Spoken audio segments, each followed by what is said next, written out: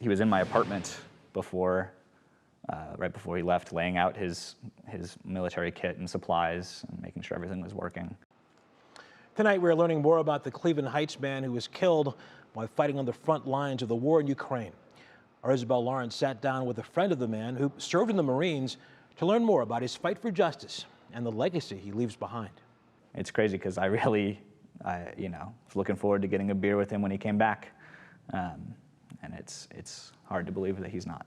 It's only been about 2 weeks since Graham Ball's lifelong friend, Cooper Andrews, was killed in Ukraine on a mission to fight fascism, authoritarianism, and Putin's aggression. When the war in Ukraine started and the call went out for the Foreign Legion, when the Ukrainians asked people to volunteer, I think it was a no-brainer for Cooper.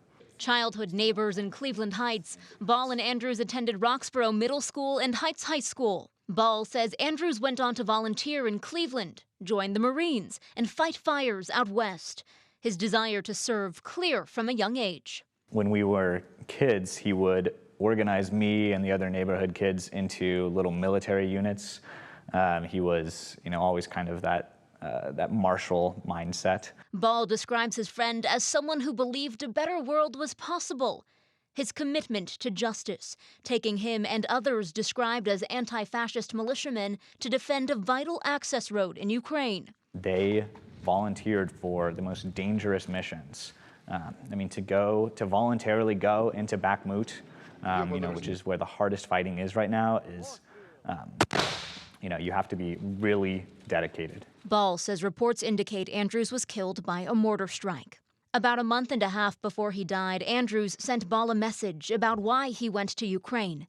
It said, "In our hands, there is a world to win in a fight which requires great sacrifice.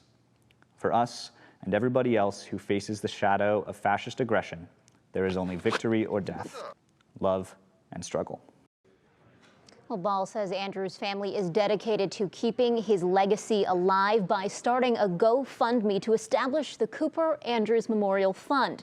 Now, according to that GoFundMe page, the money will support families of anti-fascist fighters in Ukraine, feed hungry children in Cleveland, and fund the local community spaces that Cooper loved. We do have more details on that GoFundMe on our website, Russ. Isabel Lawrence in the newsroom. Thank you.